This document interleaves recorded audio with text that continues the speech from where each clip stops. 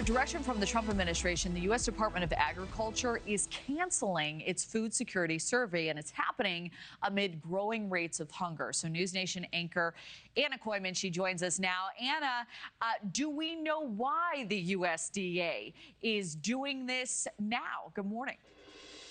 Good morning, Kelly. Good morning to everybody at home. The USDA says the decades-long annual food insecurity report is redundant, costly, and politicized.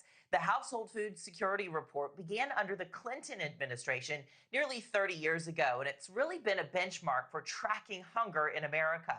Advocacy groups say they rely on it for funding and for planning purposes, but USDA officials say it stirs fear-mongering and doesn't show any progress. Instead, they plan to use what they call more timely and accurate data from other federal sources.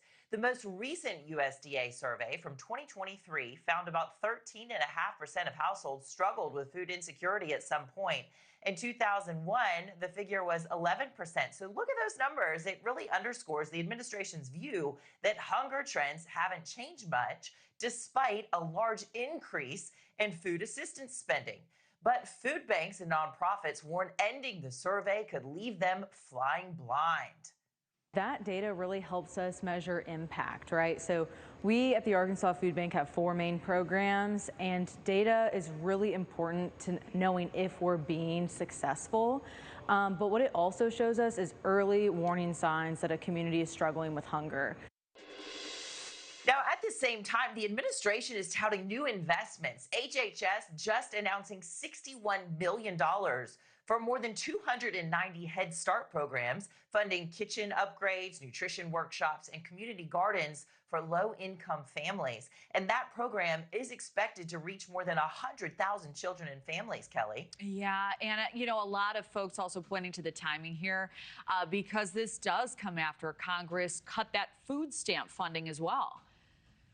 That's correct. The Trump administration's sweeping spending bill reduced SNAP benefits, and officials say they are putting the nutrition back in SNAP. It stands for Supplemental Nutrition and Assistance Program, and steering purchases toward whole foods instead of ultra-processed junk food items. But critics argue, Kelly, those cuts are insensitive and will make it harder for low-income families to afford basic groceries.